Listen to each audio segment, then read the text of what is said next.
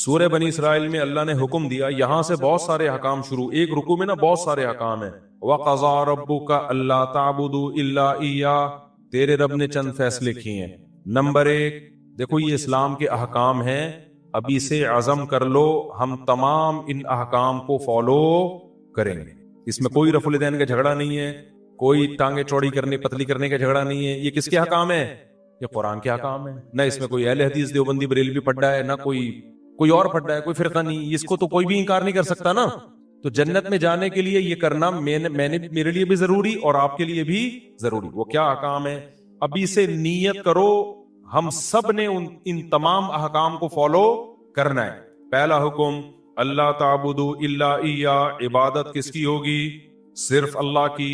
عبادت میں وَمَن يَدْعُو مَعَ اللَّهِ، اللہ کے سوا کسی کو پکارنا عبادت ہے. قرآن میں دوسری جگہ پر آتا ہے صرف یا اللہ مدد، یا علی مدد، یا غوث آدم مدد، یا رسول اللہ مدد، یہ نعرے لگانا بولو نا چھوڑ دو. صرف کیا چلے گا؟ یا اللہ مدد. اس کے علاوہ کوئی نعرہ نہیں لگانا. مدد کس سے مانگی جائے گی؟ اللہ سے. بار بار واقعہ سناتا ہوں نا، ایک بندے نے کہا میرا آدھا دھڑ فالج ہو گیا ہے، ہر جگہ چلا گیا ٹھیک نہیں ہو رہا، سنا ہے کہ مزار پہ جانے سے ٹھیک ہو جائے گا، مزار میں جو بابا ہیں ان کے پاس جاؤں گا وہ ٹھیک کر دیں گے، ان کی کرامت ہے. میں نے کہا وہ ان کے دونوں دھڑ کام نہیں کر رہے، تبھی تو ان کو قبر میں دفنایا ہے. ابے بھائی مردے کی ذرا سی انگلی بھی کام کر رہی ہو نا، آدمی ڈر کے بھاگ جائے. بندے کے دونوں دھڑ بالکل کام کرنا چھوڑتے ہیں تبھی اس کو پھٹے پہ لٹا کے غسل دیا جاتا ہے. یہ ہو نہیں سکتا کہ مردے کو آپ غسل دے رہے ہیں، ذرا سی انگلی ہلی یا تو آپ لیٹے ہوئے ہوگے اس کی جگہ خوف سے، ہارٹ اٹیک سے، یا پھر تحقیق کرو گے یہ ہلا کیسے. مردہ اسے کہتے ہیں جس کے دونوں دھڑ بالکل بھی کام نہ کر رہے ہو، چاہے وہ بزرگ ہو یا کوئی بھی ہو.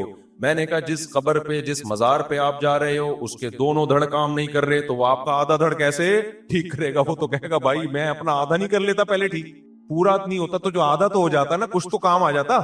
تو میرے بھائی جو بیچارہ مر گئے، جو کچھ بھی نہیں کر سکتے، وہ تمہاری بگڑی کہاں سے بنائیں گے؟ تو اللہ تعبدوا الا ایہ، پکارنا صرف کس کو ہے؟ اللہ. اللہ کے سوا کسی کو نہیں پکارنا، نہ قبر والوں سے مانگنا ہے. وبالوالدین احسانا، اچھا عبادت کرو صرف اسی کی، تو اس کا مطلب اس کی بھی کرو. تو اس کی جو عبادت فرض ہے وہ کیا ہے؟ نماز ہے، زکوٰۃ ہے، روزہ ہے، حج ہے. یہ بھی ہمیں کیا کرنا ہے؟ کرنا ہے ہمیں. آگے اللہ فرماتے ہیں وبالوالدین احسانا، اللہ کے بعد سب سے بڑا حق کس کا ہے؟ ماں باپ کا. ماں باپ کے ساتھ اچھا سلوک کرو. کتنا اچھا؟ اما یبلغن عندک الکبر احدہما، دونوں بوڑھے ہو جائیں یا دونوں میں سے ایک بوڑھا ہو جائے، فلا تقل لہما اف، اب بڑھاپے میں ان کی طبیعت میں چڑچڑا پن پیدا ہوگا، بات بات پہ ان کو آئے گا غصہ، اور آپ نے ان کو جوانی میں پورا نچوڑ لیا، اسکول کی فیسیں بھی لے لی، اماں نے ساری زندگی روٹیاں پکا پکا کے آپ کو کھلا دیں، صبح اسکول تیار کر کے بھیجتی رہی، شام کو آپ کا انتظار کرتی رہی. اس وقت آپ بچے تھے، کوئی آپ کے سر پہ ہاتھ رکھنے والا نہیں تھا، باپ نے بھی عزت دی اور ماں نے بھی بولو عزت. اب آپ جب جوانی کی دہلیز پہ قدم رکھو گے، ماں باپ بڑھاپے کی طرف جانا، ابا ریٹائر ہو گئے، ابا کی چھوٹی موٹی پینشن آ رہی ہے، اماں بھی کیا ہو گئیں؟ بوڑھی ہو گئیں. اب آپ کو ابا اماں کھلنے لگے، یہ کھانستے کیوں ہیں، یہ اماں ہر وقت چیختی چلاتی کیوں ہیں؟ انگریز نے اس کا بہترین حل سوچا، اٹھا کے عیدی سینٹر میں جمع کرا دو، کیونکہ وہ کہتا ہے ترقی، ایکچولی لائف کو کیا کرو؟ انجوائے کرو. گورا یہی کہتا ہے تمیز سے ملو ہر ایک سے. گورے کے اخلاق بہت اچھے ہوتے ہیں، واقعی اچھے ہوتے ہیں. اب جب بھی پاکستان ہو کوئی نہ کوئی بھٹا نظر آ رہا ہوتا ہے ہمیں، بہت اچھے اخلاق ہوتے ہیں، لیکن ابا اماں کے لیے بولو نہیں ہوتے. اللہ کہہ رہا ہے نا نا، کسٹمر کی تو کہیں اللہ بات ہی نہیں کر رہا پورے رکوع میں، کسٹمر سے اچھے اخلاق سے بات کرو. اللہ کا ہوتا ہے تو ان کا باپ بھی کرے گا، وہاں ان کا بزنس ہے. اصل تو جو ہیں وہ کون ہے؟ ابا اماں کو. تو گورے نے بولا سائنسی ترقی، ہم نے ترقی کرنی ہے، لائف کو انجوائے کرنا ہے. ابا کھانس رہے ہیں، اٹھا کے کہاں لے جاؤ؟ اولڈ ہاؤس میں کیئر ہوگی، وہاں گورنمنٹ نے ملازم رکھا ہوا ہے، گورنمنٹ کہے گی آپ نہیں ان پہ خرچ کرو گے بلکہ ہم آپ کی 40% سیلری کاٹیں گے اور قوم کے بوڑھوں کو کھلائیں گے. بڈھا کہتا ہے ماشاءاللہ گورنمنٹ ہماری کتنی اچھی، اور پاکستان میں گورنمنٹ بوڑھوں کو نہیں کھلاتی. بھائی پاکستان میں اولاد بوڑھوں کو کھلاتی ہے، گورنمنٹ اس لیے نہیں کھلاتی. گورنمنٹ تو ویسے بھی کسی کو نہیں کھلاتی، گورنمنٹ کا کام تو کھانا ہے، کھلانا تھوڑی ہے. کیا خیال ہے بھائی؟ زیادہ ہو گیا، چلو آگے. اچھے بھی لوگ بھی ہیں، بہرحال اچھے لوگ بھی ہیں الحمدللہ. گورنمنٹ میں کچھ لوگ کھلانے والے بھی ہے. یہ میں مکھن لگانے کے لیے نہیں کہہ رہا, چونکہ جب میں ٹریولنگ کی ہے نا تو کچھ خاندانی لوگ بھی ہمیں ملے ہیں اور ہر جماعت میں ہیں, تو خاندانی لوگ ہر جگہ مارکیٹ میں ہیں ذرا تھوڑے, تو اس لیے ظاہر ہے جو اکثریت سامنے آتی تو مارکیٹ میں نظر تو وہی آتا ہے نا, لیکن کچھ اچھے لوگ بھی ہیں الحمدللہ. تو بہرحال اللہ میاں نے کہا کہ سب سے زیادہ حق کس کا ہے؟ ماں باپ کا. ان کے ساتھ اچھا سلوک کرنا ہے. اچھا سلوک کیسا؟ کہ جب بوڑھے ہو جائیں, اب تمہارے کسی کام کے نہیں ہے, تو اب اصل میں تو خدمت شروع ہوئی ہے. اب کیا ہے؟ حق حقوق تو اب شروع ہو رہے ہیں. تو پہلا حق اپنی زبان پہ کنٹرول. عیدی سینٹر جمع کرانا, تو یہ آپ سے کوئی ملے کہ میں نے اپنے ابا کو جمع کرا دی عیدی سینٹر, بتاؤ آپ کی نظر میں اس کی کوئی عزت رہے گی؟ نہیں رہنی چاہیے. تو اپنے باپ کو جمع کرا کے آ گیا یار, گودوں میں پالتا بڑھاپے میں اس کو. یار وہ تنگ بہت کرتے ہیں ابا یہ کرتے ہیں. بھائی جو بھی ہیں, حق کب شروع ہو رہا ہے؟ اما اور ابا کا بڑھاپے میں شروع ہو رہا ہے. فلا تقل لهما اف, اللہ کہتے ہیں اب ان کے سامنے اف نہیں کرنا. ولا تنہرہما, ان دونوں کو جھڑکنا نہیں ہے. جھڑکنا سمجھتے ہیں؟ جیسے باس اپنے ملازمین کو جھڑکتا ہے, چلو یہاں سے جاؤ, یہاں سے دماغ کھایا ہوا ہے. بھکاریوں کو جھڑکا جاتا ہے, بس کر یار. یہ جو اسٹائل ہے نا فرعون والا بات کرنے کا, یہ اسٹائل ماں باپ کے سامنے بولو نہیں چلے گا. چپ ہو جاؤ, خاموش ہو جاؤ, آپ کون ہوتے ہو پہ اعتراض کرنے والے؟ یہ ڈائلاگ آج کل اولاد کے چل رہے ہیں, کس کے لیے؟ ماں باپ کے. آپ کون ہوتے ہو مجھے روکنے والے؟ آپ کو کس نے یہ رائٹ دیا؟ یہ اسکولوں سے سیکھ رہے ہیں. ایجوکیشن بہت آ رہی ہے, تمیز مارکیٹ سے شارٹ. یہ ایجوکیشن تمہیں جہنم کے عذاب میں لے کے جائے گی. اس سے وہ جاہل اچھا ہے, رکشا چلاتا ہے, ٹماٹر بیچتا ہے, لیکن اپنے باپ اور ماں سے تمیز سے بات کرتا ہے. اللہ کی نظر میں وہ زیادہ پڑھا لکھا ہے. تو ولا تقل لهما اف ولا تنہرہما وقل لهما قولا کریما. آگے اللہ نے فرمایا کہ صرف اتنا نہیں ہے کہ بے عزتی نہیں کرنی, جھڑکنا نہیں ہے اور اف نہیں کہنا. تو انسان کہتا ہے چلو بدتمیزی سے پیش نہیں آنا, نارمل رہنا ہے. نا نارمل بھی نہیں. قل لهما قولا کریما, ایسی بات کرنی ہے جس سے عزت جھلک رہی ہو. ایسے لگ رہا ہو جیسے کوئی ملازم اپنے آفیسر سے بات کر رہا ہے. کریم کہتے ہیں عزت دار کو.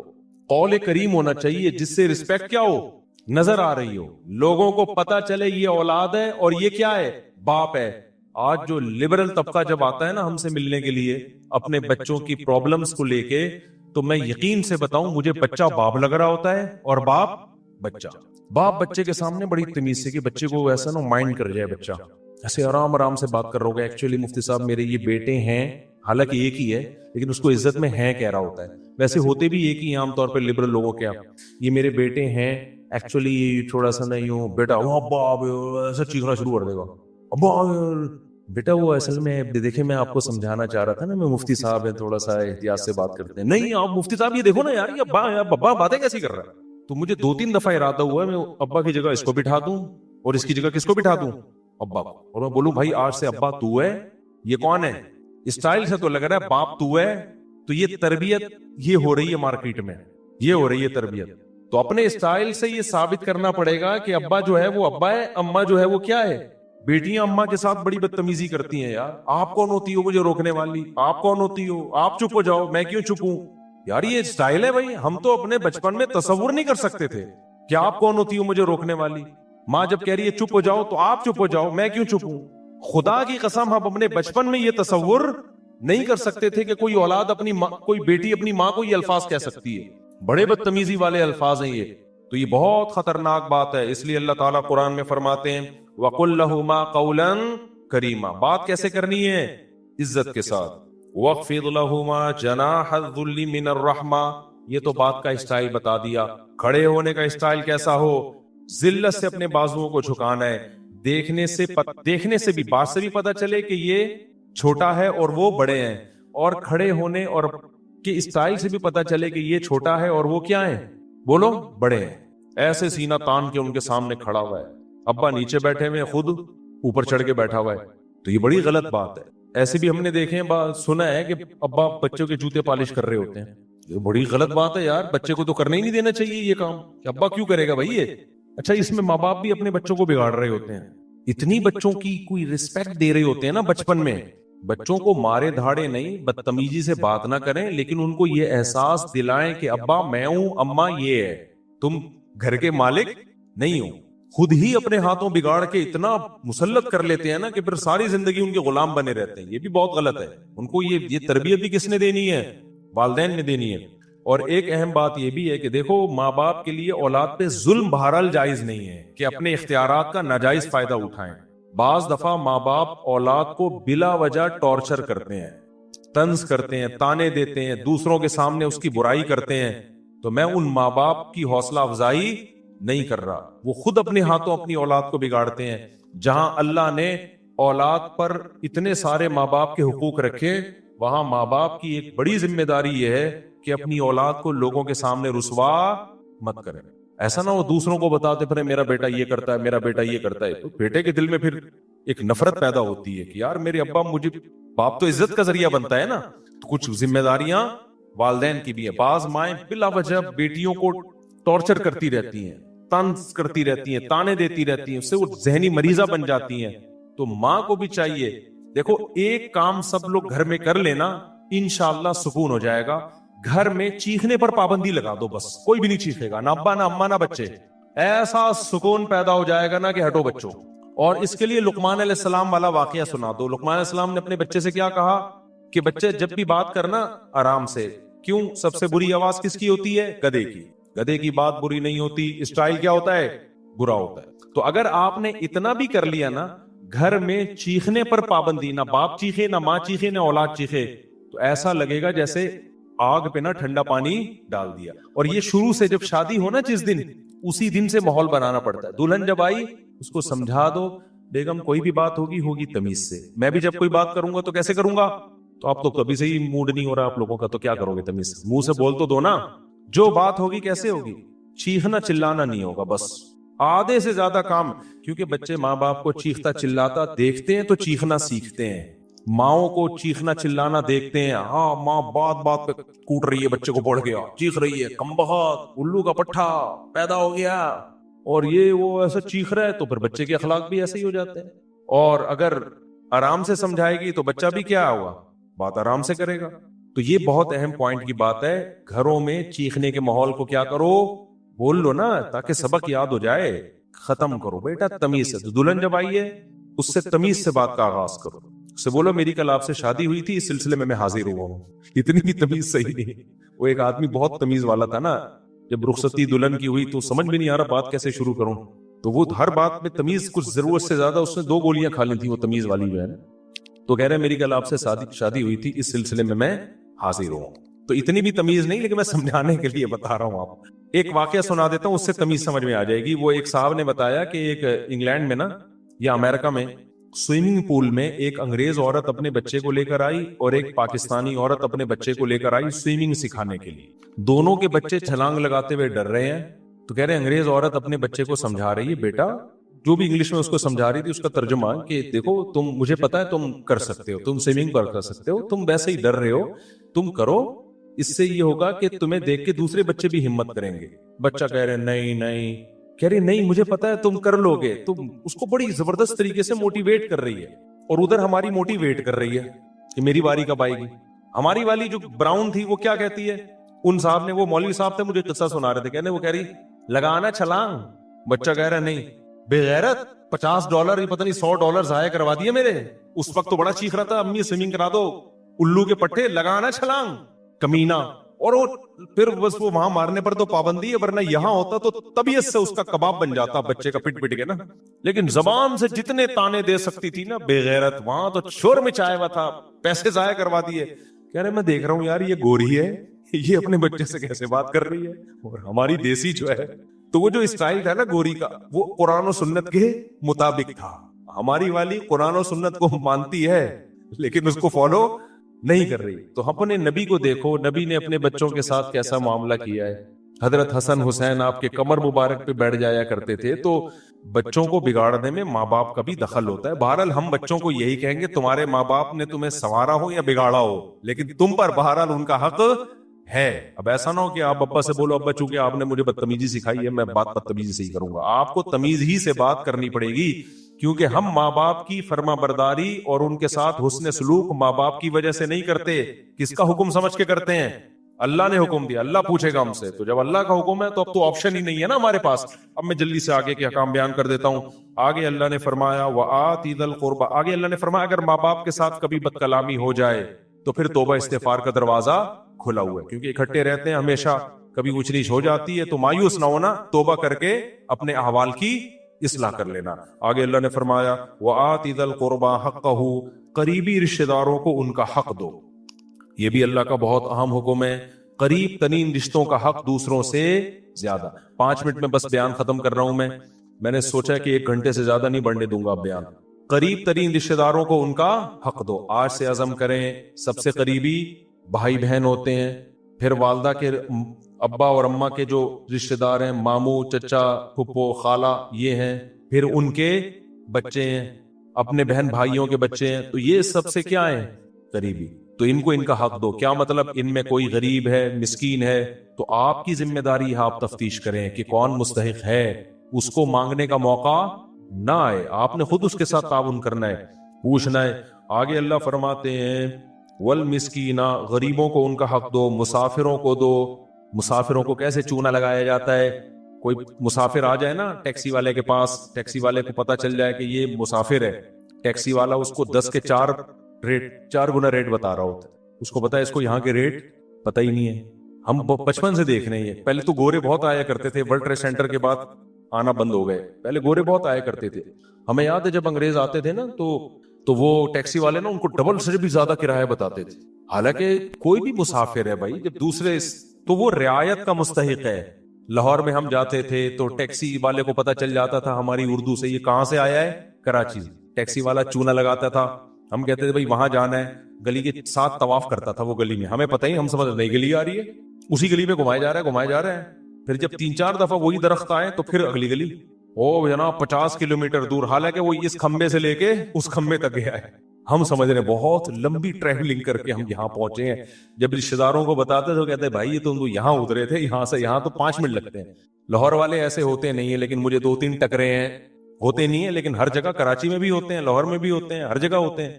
تو یہ آپ کو جب پتا چل گیا بندہ کراچی کا ہے تو چونا نہ لگاؤ, بلکہ اس کو عزت دو. پنجاب والا جب کراچی آئے, آپ کو اس کی لینگویج سے پتا چل گیا یہ لاہور یا ملتان سے آیا ہے, تو بجائے چونا لگانے کے آپ اس کو کیا دو کہ یار اپنے کراچی میں آیا ہے تو ہم ایسا معاملہ کریں گے کہ اچھا امیج لے کے جائے گا. یار کراچی والے تو کیا ہوتے ہیں, بڑے خاندانی, لیکن پاکستان میں ہر آدمی کے پاس چونے کے ڈبے ہیں, ٹھیک ہے نا. وہ کہتا ہے یار کوئی بندہ ملے ٹوپیاں لے کے بیٹھے ہوئے ہیں, کوئی بندہ ملے جس کے سر پہ آ جائے اس کو پہنا دو. تو یہ کام مت کرو, قرآن منع کرتا ہے. آگے اللہ فرماتے ہیں وَلَا تُبَذِّرْ تَبْذِيرًا, خرچ کرنا ہے, رشتہ داروں پہ بھی پھینکنا نہیں ہے. ایسا نہ ہو سخاوت کے جوش میں آ کے یوں اڑانا شروع کر دو اور پھر کل لوگوں سے بھیک مانگ رہے ہو. یہ کس سلسلے میں آئے جی, وہ میں نے بیان سن کے سخاوت اتنی کر دی تھی کہ آج میرے پاس گیس بجلی کے بل کے پیسے نہیں. کیا کرو, یہ شیطان کا کام ہے. آگے اللہ فرماتے ہیں وَإِمَّا تُعْرِضَنْ عَنْهُمُ ابْتِغَاءَ رَحْمَةٍ مِّن رَّبِّكَ, بعض دفعہ کوئی رشتہ دار, کوئی غریب مسکین تمہارے پاس آتا ہے, اس وقت تمہارے پاس پیسے نہیں ہو مستحق, وہ پیشہ ور بھکاری کی بات نہیں ہو رہی, خوب سمجھ لو. اس وقت پیسے نہیں ہے, لیکن تمہیں پتا ہے بعد میں پیسے آ جائیں گے, تو اس سے نرم بات کہہ دو کہ بھائی ابھی نہیں ہے, لیکن مجھے اللہ سے امید ہے کل انتظام ہو جائے گا, تو کل میں تمہیں دے دوں گا. دیکھو کیسے اللہ کہاں تک سمجھا رہے ہیں. آگے اللہ نے فرمایا نہ اپنے ہاتھ کو گردن سے باندھو, کنجوس بن کے زندگی گزارو کہ جی وہ الماری سے روٹی لگا کے, بہت پرانا لطیفہ ہو گیا. ایک کنجوس آدمی کو بچے کہتے تھے ابا دیسی گھی لے کر آ, دیسی گھی لے کر آ. ابا کنجوس, اس نے کہا مہنگا ہے. بہرحال ایک دن ابا گھی کا ڈبہ لے آئے. جب بھی کوئی آئل یا گھی کا ڈبہ ہوتا ہے باہر بھی چکناہٹ ہوتی ہے, تو ابا نے کہا بیٹا گھی کے ڈبے سے لگا کے کھاؤ, جب تک باہر مکمل ختم نہ ہو جائے نا ڈبہ نہیں کھلے گا. وہ بچے بیچارے صبح ناشتے میں نا ڈبے کو چاٹ رہے ہیں. اب اس کو سفر پہ جانا تھا تو یہ ڈبہ الماری میں بند کر کے چلا گیا کہ کم بخت کھول نہ لیں گے. کئی دنوں کے بعد واپس آیا تو بچے سے پوچھا کہ بچوں تم نے گھی کا ڈبہ کھولا تو نہیں ابا ہم نے نہیں کھولا. بیٹا پھر ناشتہ کیسے کرتے تھے؟ ابا الماری سے روٹی لگا کے کھاتے تھے. وہ بھی کنجوس کے بچے تھے نا, ابا الماری سے روٹی لگا کے کھاتے تھے. اس نے رکھ کے ایک تھپڑ لگایا. بغیر تو کچھ دن گھی کے بغیر صبر نہیں ہو سکتا تھا.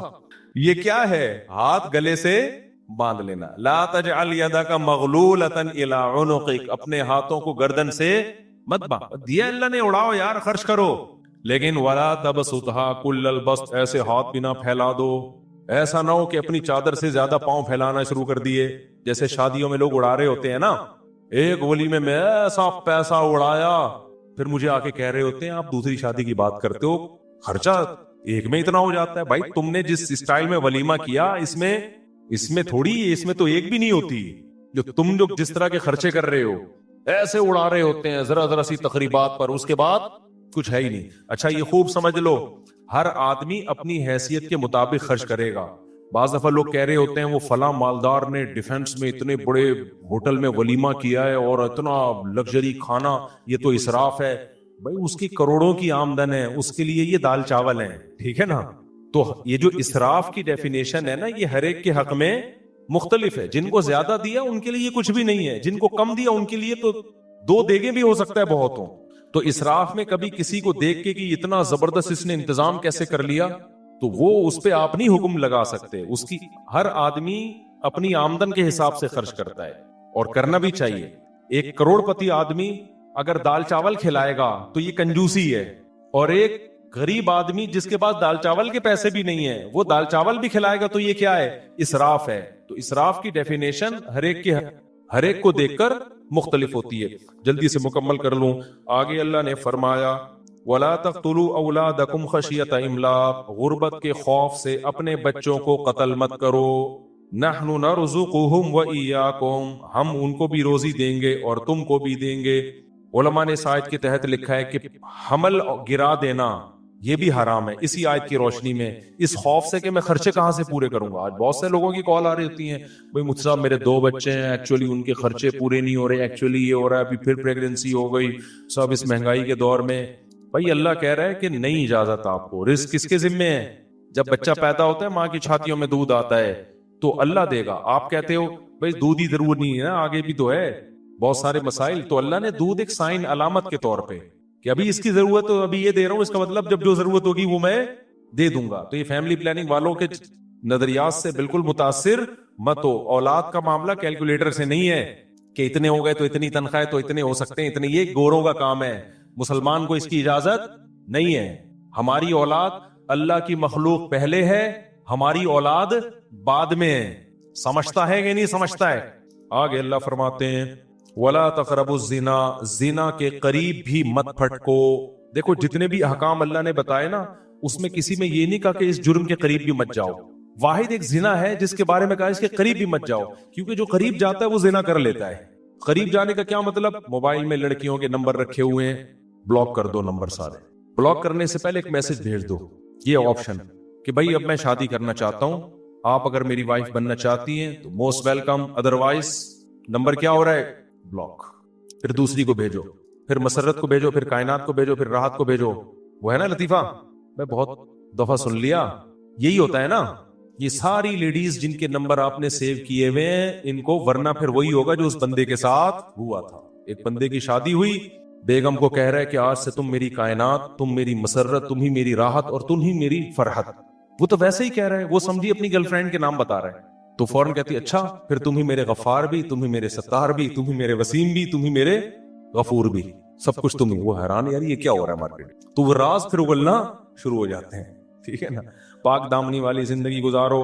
تو اللہ فرماتے ہیں زنا کے قریب بھی مت پھٹکو، یہ بہت بڑا گناہ ہے، اور کسی انسانی جان کو قتل مت کرو۔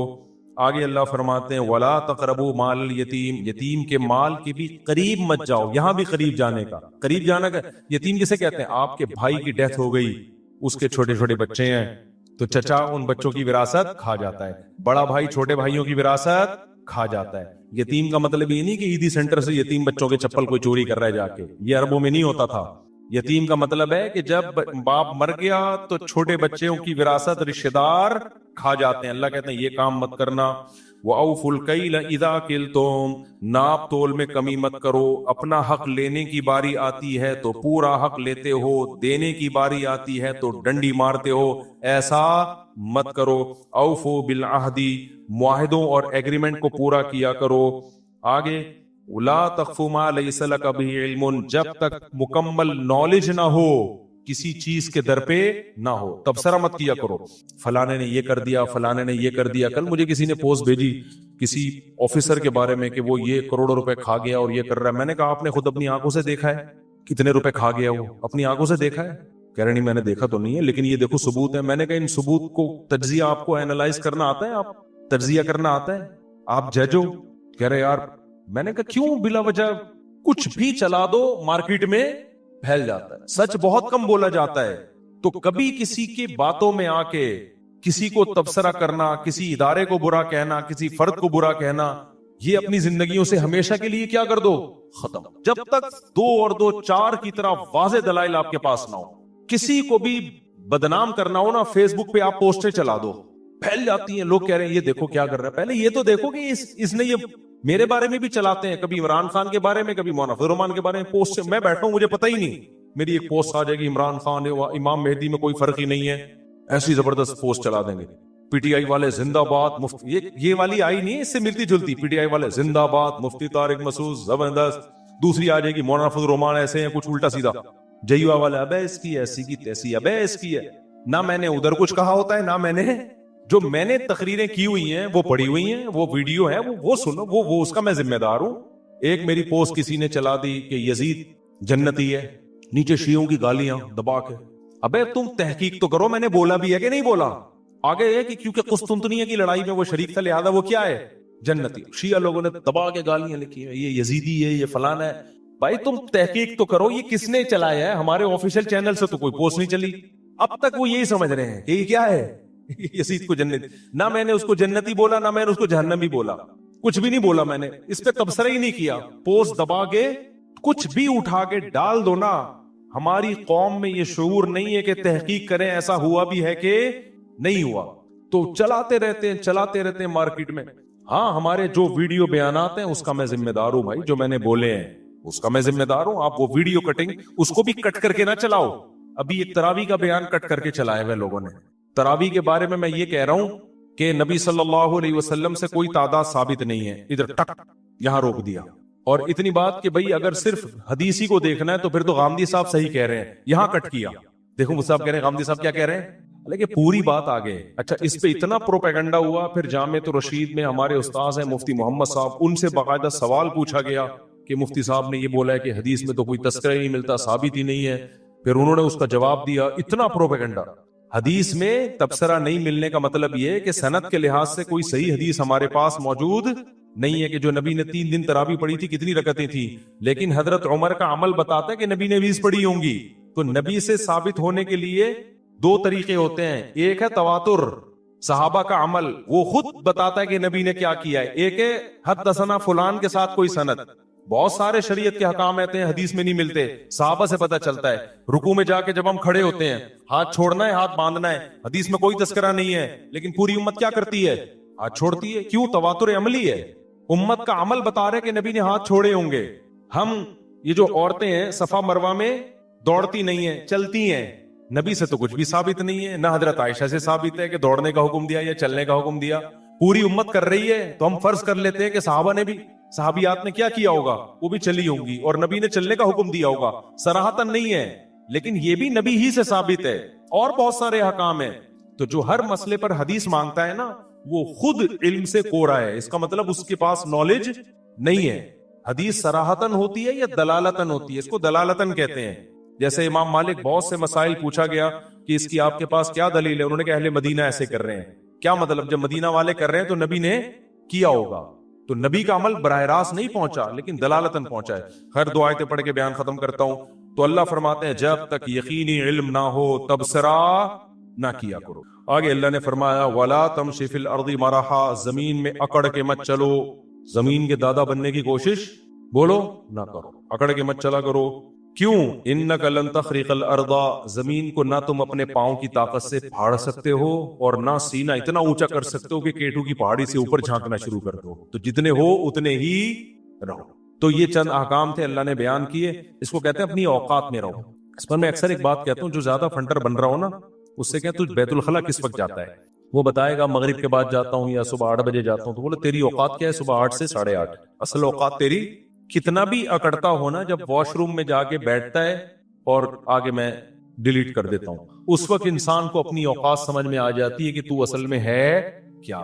इसलिए हमने बुजुर्गों से, उलमा से सुना है कि तकब्बुर हमेशा परले दर्जे का बेवकूफ और अहमक करता है। जर्रा बराबर भी अकल होना इंसान में, वो मुतकब्बिर नहीं हो सकता।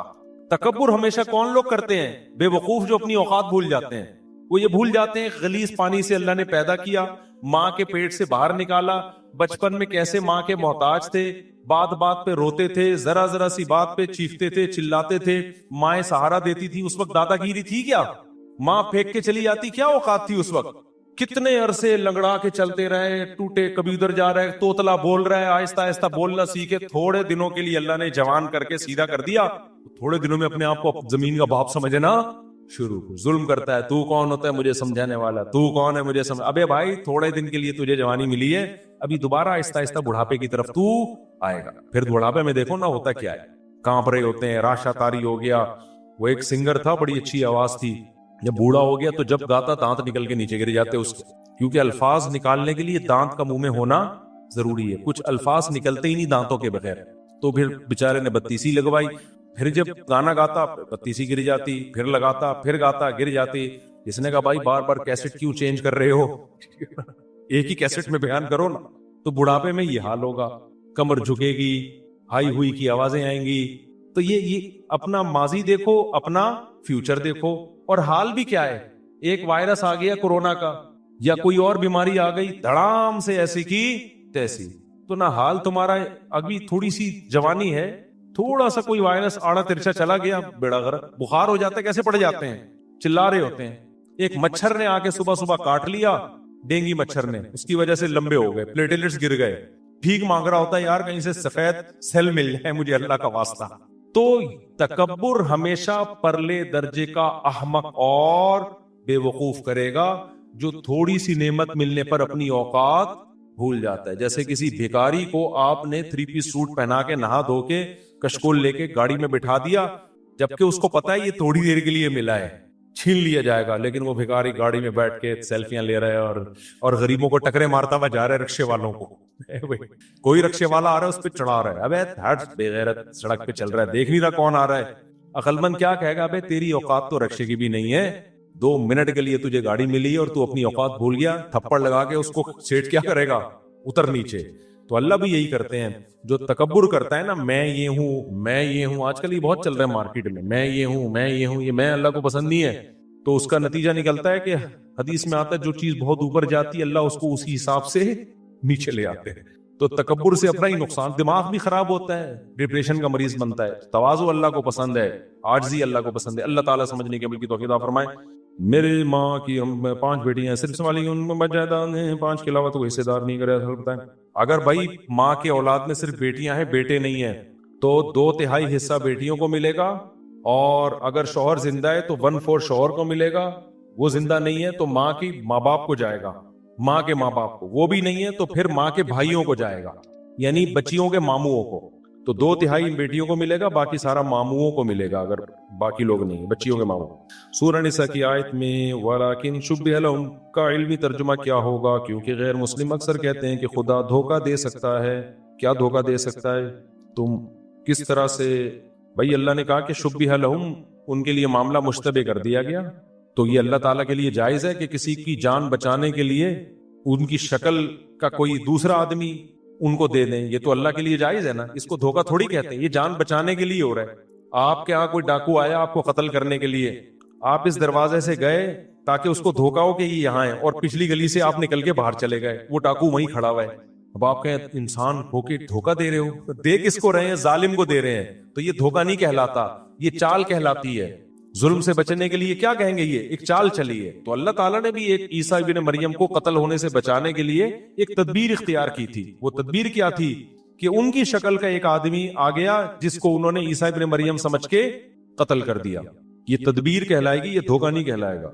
और ये भी मुमकिन है उन्हीं की शक्ल का पहले से कोई आदमी मौजूद हो, तो अल्लाह हजरत ईसा के घर में ले गए हो ताकि वो इसी को पकड़ के लटका दें।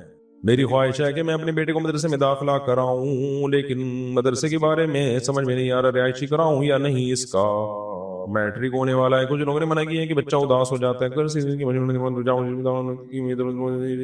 بھائی مسئلہ یہ ہے کہ جامعۃ الرشید میں تو میٹرک کے بعد داخلہ کروا دیں، اور حفظ کا بچہ جو ہے جو بہت چھوٹا ہوتا ہے اس کو تو رہائشی نہیں کروانا چاہیے، یہ بچے کے ساتھ ظلم ہے، ماں باپ سے بالکل اتنی عمر کے بچے کو محروم نہیں کرنا چاہیے بہن بھائیوں سے۔ لیکن اگر بڑا ہو گیا ہے، سمجھدار ہو گیا ہے، جیسے ہم تو 18 سال کی عمر میں مدرسے میں آئے تھے، تو پھر ہم تو پورا ہفتہ مدرسے میں گزارتے تھے، اس وقت ہمیں ماں کی اس ممتا کی ضرورت تو اب بھی ہے۔ ماں کی ممتا تو ایسی چیز ہے، انسان کے بچے بڑے ہو جاتے ہیں اما نہیں بھولتا انسان، لیکن جو چھوٹے بچے کو جس طرح سے چاہیے نا ماں باپ، وہ ظاہر ہے بڑے ہو کر انسان مستغنی ہو جاتا ہے۔ تو اس وقت بھی ہمیں بڑی ٹینشن ہوتی تھی گھر سے دور رہنے کی۔ تو 18 سال سے جو چھوٹے بچے ہیں 15 سال کے، ان کے تو پورا ہفتہ وہ بہت زیادہ اذیت میں آ جاتے ہیں۔ تو جو بڑے بچے ہیں 18-19 کے، وہ تو مدرسوں میں رہ سکتے ہیں، لیکن مدرسوں میں بھی دیکھنا پڑے گا کون سے مدرسے ٹھیک ہیں کون سے غلط ہیں۔ میں نے بتایا نا، مدرسوں میں بھی بعض مدرسے نہیں ہوتے، کسی نے ویسے ہی اپنی دکانداری کے لیے 4 دیواری کھڑے کر کے بچوں کو رکھا ہوا ہوتا ہے، ان میں بچے پھر بگڑتے بھی ہیں۔ تو صرف اتنا کافی نہیں ہے کہ مدرسے کا لیبل لگاؤ، بلکہ حقیقت میں علماء صلحاء اس مدرسے کو چلا رہے ہوں، اطمینان ہو، تو وہاں کا ماحول جا کے دیکھیں، ورنہ پھر بچہ بگڑتا ہے مدرسے میں، اسکولوں میں بھی بگڑتا ہے، مدرسے میں بھی بگڑتا ہے۔ اس کا معیار یہ ہے کہ چلا کون رہا ہے۔ اگر اچھے لوگ چلا رہے ہیں مدرسہ تو ٹھیک ہے، اور اگر برے لوگ چلا رہے ہیں تو وہ مدرسہ نہیں ہے بلکہ وہ پیسہ کمانے کا ایک ذریعہ ہے۔ ایسا ہوتا ہے، اس میں کئی بار بیان کر چکا ہوں۔ تو میرا خیال یہ کہ بچے کو شروع میں رہائشی نہ کروائیں، شروع میں صبح آنے جانے والا، جب 1-2 سال وہ مدرسے کے ماحول سے مانوس ہو جائے گا پھر رہائشی کروا دیں۔ قسم کا کفارہ کیا ہے؟ 10 غریبوں کو 2 ٹائم کا کھانا کھلانا، یا 2.25 کلو گندم 10 غریبوں میں بانٹ دینا، اس طور پر کہ ہر ایک کو 2.25 کلو گندم ملے، یا اس کی قیمت، یعنی 2.25 کلو گندم کی قیمت دے دے تو 10 غریبوں میں بانٹ دے گا تو کفارہ ادا ہو جائے گا۔ اور بعض علماء 2.25 کہتے ہیں، تو یہ بھی ٹھیک ہے۔ ایک ہی غریب کو 10 دن تک کھلا دے تو بھی ٹھیک ہے، لیکن ایک ہی غریب کو 10 آدمیوں کے پیسے ایک دن میں دے دیے پھر ٹھیک نہیں ہے۔ سمجھتے ہیں؟ ایک غریبی کو دینا تو 10 دنوں میں ڈیوائیڈ کر کے دے، کھانا بھی کھلانا ہے ایک ہی غریب کو تو 10 دنوں میں ڈیوائیڈ کر کے کھلائے۔ اور یہ ہے کہ ایک دن میں ہی 10 غریبوں کو کھلا دے تو بھی ٹھیک ہے۔ اور اگر کوئی خود غریب ہے، پیسے ہی نہیں ہے غریب کو دینے کے لیے، پھر 3 روزے لگاتار رکھ لے، وہ اس طرح سے کفارہ ادا ہو جائے گا۔ وما علینا الا البلاغ۔